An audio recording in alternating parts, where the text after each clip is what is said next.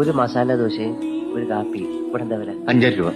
അപ്പൊ 2 മസാല ദോശയും കാപ്പിയും 11 രൂപ. ആ ഒരു മസാല ദോശയും ഒരു കാപ്പിയും ഒരു ഗ്ലാസ് പച്ചവെള്ളവും ബില്ല് ആ ടേബിളിൽ. ശരി. എന്താ വേണ്ട സാർ? ഒരു 2 മസാല ദോശയും 2 കാപ്പി. ശാലിനിക്ക് വേറെ എന്തെങ്കിലും വേണം? വേണ്ട.